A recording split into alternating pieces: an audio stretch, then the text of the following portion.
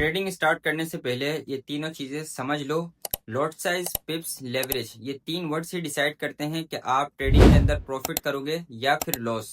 तो अगर आप बिगनर हो तो ये तीनों चीजें आपको जरूर समझनी चाहिए कि लॉट साइज क्या होता है, पिप्स क्या होते हैं और लेवरेज किस तरीके से काम करता है। अस्सलाम वालेकुम। तो आज फॉरेक्स ट्रेडिंग का लेक्चर 4 है और इस लेक्चर 4 के अंदर हम डिस्कस करने वाले हैं लॉट साइज क्या होता है, पिप्स क्या होते हैं और लेवरेज किस तरीके से काम करता है।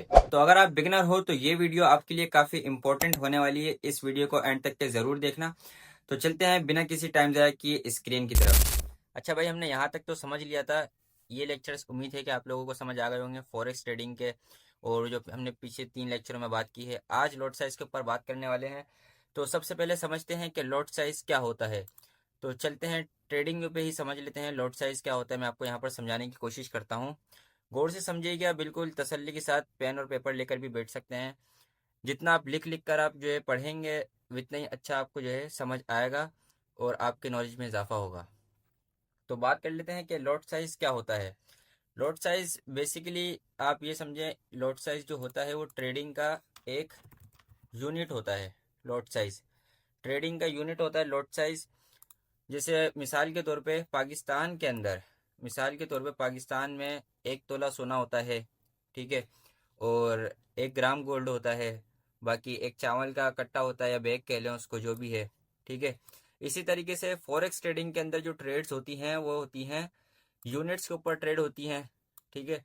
यूनिट्स लाइक लॉट साइज, जिसे हम लॉट साइज कहते हैं यूनिट को। तो फॉरेक्स ट्रेडिंग के अंदर जो ट्रेड्स होती हैं वो लॉट साइज के अंदर होती हैं। जितनी भी ट्रेड्स होती हैं फॉरेक्स ट्रेडिंग के अंदर, बीटीसी पे भी ट्रेड होती है और कमोडिटी ट्रेड्स भी होती हैं और करेंसीज पे भी ट्रेड्स होती हैं। तो सारी की सारी किस पे होती हैं? लॉट साइज के ऊपर ट्रेड होती हैं भाई।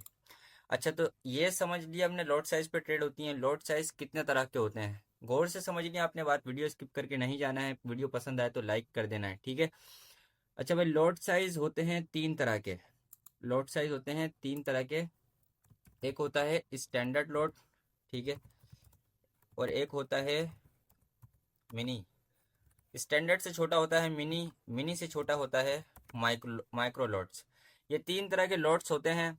स्टैंडर्ड के अंदर होते हैं 1 लाख यूनिट्स। स्टैंडर्ड में 1 लाख यूनिट्स होते हैं। मिनी लॉट्स के अंदर होते हैं 10,000 यूनिट्स।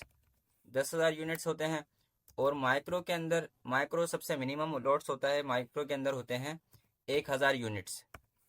सही है। अच्छा भाई, ये तो हमने समझ लिया है भाई कितने तरह के लोड्स होते हैं। 3 तरह के लोड्स होते हैं, जिसके स्टैंडर्ड में 1 लाख यूनिट्स होते हैं, बाकी मिनी के अंदर 10,000 होते हैं, माइक्रो के अंदर 1,000 यूनिट्स होते हैं।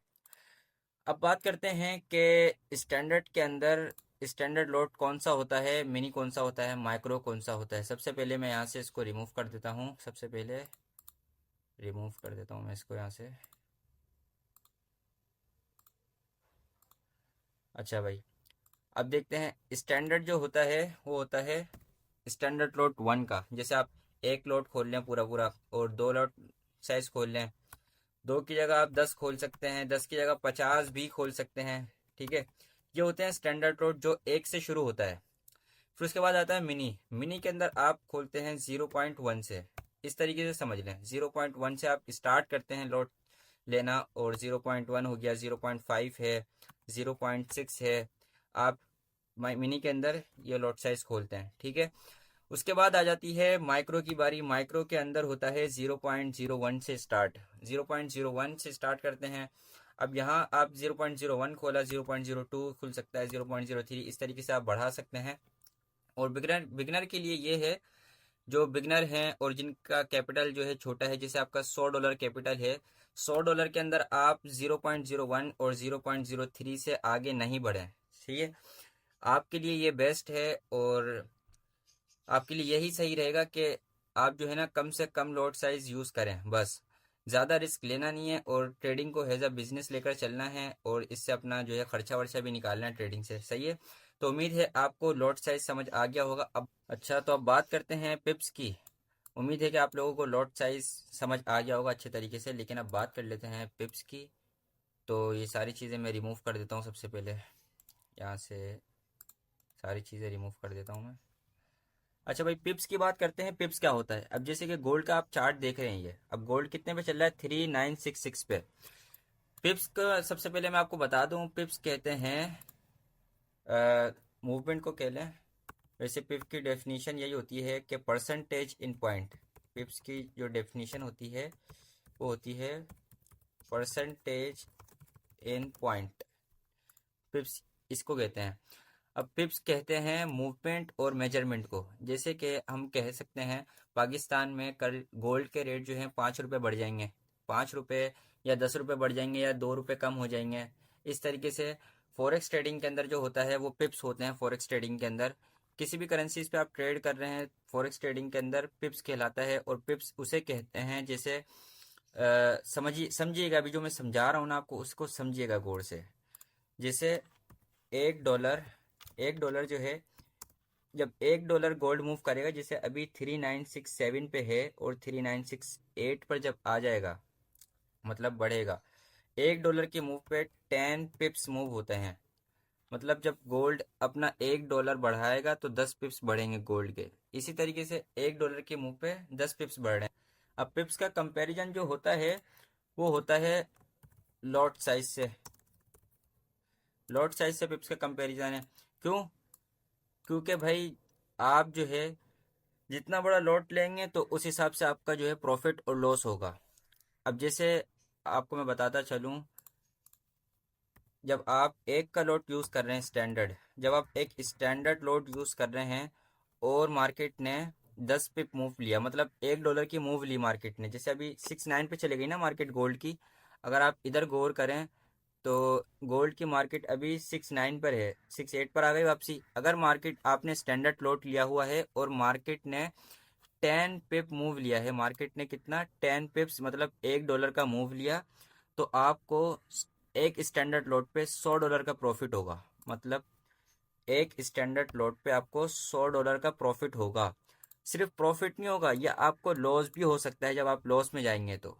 ये होता है लॉट साइज। इसलिए कहते हैं जितना कम लॉट यूज करेंगे उतना आप सेफ ट्रेड्स कर सकेंगे। तो आप समझ गए होंगे कि स्टैंडर्ड लोड पे कितना आपको प्रॉफिट लॉस हो रहा है, और जितना आपको प्रॉफिट होता है उतना ही आपको लॉस भी हो रहा होता है।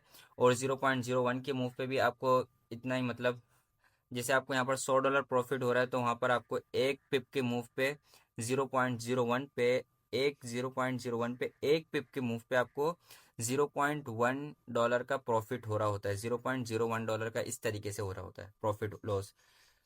तो समझ आ गई होगा आपको कि पिप्स क्या होते हैं और लॉट साइज क्या होते हैं, लॉट साइज का क्या कंपैरिजन है पिप्स के साथ।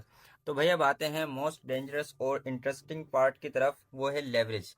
लेवरेज का आप ऐसे समझे कि मिसाल के तौर पे अब मैं, मेरे पास 100 डॉलर है। लेवरेज लेवरेज का मैं आपको एक छोटी डेफिनेशन बता दूं। लेवरेज एक आप पावर समझ लें ब्रोकर की तरफ से दी हुई, एक बेनिफिट समझ लें या फिर लोन समझ लें, बूस्ट समझ लें, जो भी है। मैं आपको एक आसान लफ्ज़ों में समझाने की कोशिश करता हूँ। मान लो भाई मैं मेरे पास जैसे कि पाकिस्तानी 1000 रुपये हैं, ठीक है। अब मुझे करना है 1000 रुपये से बिजनेस।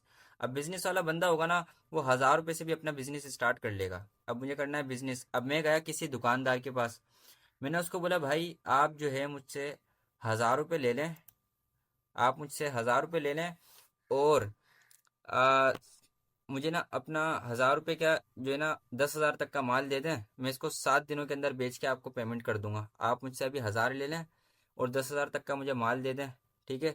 और मैं 7 दिनों में इसको बेच दूंगा, और जो है मैं आपकी पेमेंट जो बनेगी मैं आपको दे दूंगा। लेकिन दुकानदार बोलता है 1 मिनट, मैं आपको अपना माल क्यों दूं 10,000 रुपये का, जब आप 1000 रुपये लाए हैं और कोई कॉन्ट्रैक्ट वगैरह, जैसे आपको ब्रोकर आपको वेरीफाई करता है तो आप समझ लें आप दुकानदार से आप वेरीफाई हैं। अब वो आपको देने के लिए तैयार है, लेकिन एक शर्त है उसकी। उसने बोला भाई अगर आप 7 दिनों में नहीं बेच पाए, जैसे कि क्रिप्टो के अंदर होती है लिक्विडेशन, ब्रोकर ने बोला अगर आप 7 दिनों में नहीं बेच पाए तो ये आपके 1000 रुपये जो हैं ये मेरे हो जाएंगे, और आप मेरा माल भी जो है वापसी ला दिएगा। इस तरीके से ये हमें एक लेवरेज मिलता है। लेवरेज हम यूज़ करते हैं, जैसे हमारे पास 100 डॉलर हैं। अब मेरे पास 100 डॉलर हैं, अब मेरे पास कम अमाउंट है ट्रेड करने की, ठीक है। अगर मैंने लेवरेज लिया 100 का, तो मेरे 100 डॉलर कितने हो जाएंगे? ये मेरे 100 डॉलर हो जाएंगे, 10,000 डॉलर हो जाएंगे मेरे। अब मेरे पास ट्रेड करने की कितनी पावर आ गई, $10,000 की। अब मैं $100 की जगह $10,000 से ट्रेड कर सकता हूँ। अब मैं जब इससे ट्रेड कर सकता हूँ तो मुझे प्रॉफिट भी अच्छा होगा और लॉस भी इसी हिसाब से हो रहा होगा। आजकल सारा डिजिटल दौर है, डिजिटल दौर के अंदर आपको पता है सारी डिजिटल चीज़ें हैं। ट्रेडिंग जो है बहुत पुराने से हो रही है, बहुत पुराने ज़माने से। और जब से मोबाइल जो है आया है तो इसको ऑफिशियली मोबाइल के ऊपर लेकर आए हैं। तो ट्रेडिंग, अब मेरे पास लेवरेज की कितनी अमाउंट हो गई, $10,000 हो गई। अब इसी तरीके से आप 500 का लेवरेज लें या 1000 का लेवरेज लें, जितना आप लेवरेज लेंगे उतना ही आपके लिए जल्दी प्रॉफिट और जल्दी जो है लॉस भी है। तो लेवरेज नॉर्मली रखें बस, ज़्यादा जो हो, नॉर्मली जो लेवरेज होता है 300-500x का, मतलब फॉरेक्स के अंदर आप ये लेवरेज यूज़ करें, आपको जो है सही प्रॉफिट और लॉस जो है नॉर्मली जो है आपके पास रहेगा। आप जो है बस नॉर्मली जो होता है बिगनर्स के लिए मैं यही रिकमेंड करूँगा, नॉर्मली लेवरेज रखें बस, ज़्यादा नहीं।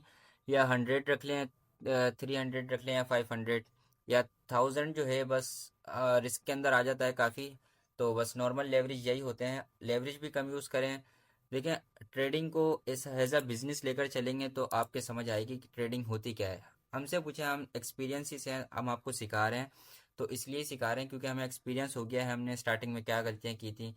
ट्रेडिंग आप रोज़ाना के आप अपनी एक टारगेट बनाकर चलें, बस वही मुझे $10 निकाल के मार्केट से एग्जिट होना है। $10 भी आप रोज़ाना निकालेंगे, 30 डेज़ के आपके $300 हो जाएंगे। $300 बुरे नहीं होते हैं, $300 पाकिस्तानी 90,000 इस तरीके से ही बनते हैं कुछ। तो आपने बस यही अपना सेट करना है गोल, जिससे आपका जो आपका कैपिटल हो, आपने बोला भाई $100 का मेरा कैपिटल है और मुझे डेली का $10 से $15 निकाल के मार्केट से बाहर आ जाना है, फिर मार्केट में नहीं जाना। क्योंकि आप देखें, अब आप बार बार तिजारत कर रहे हैं ना, तिजारत के भी उसूल होते हैं, कारोबार में नुकसान और फ़ायदा दोनों होता है। तिजारत के उसूल ये होते हैं कि आपने अब यहाँ पे बाय कर लिया, अब आपका लॉस हो गया इधर। अब आप बार बार तिजारत कर रहे हैं, कभी खरीद रहे हैं, कभी बेच रहे हैं, कभी खरीद रहे हैं, कभी बेच रहे हैं, तो किसी ना किसी चीज़ में तो आपको नुकसान हो ही जाएगा। जैसे आप बाहर भी अगर कुछ चीज़ खरीदना चाहें, कुछ भी, जैसे अगर आप चावल की, मतलब राइस की ट्रेडिंग कर रहे हैं, जैसे आप बार बार कट्टे खरीद रहे हैं, याला चावल खरीद लिया, याला नहीं खरीदा, तो आपको कुछ किसी ना किसी कट्टे में तो आपको लॉस हो ही जाएगा। तो इसी तरीके से ये ट्रेडिंग होती है। आप बार बार तिजारत करते हैं, नफ़ा नुकसान दोनों ही होता है इसके अंदर, बिजनेस है कि प्रॉपर।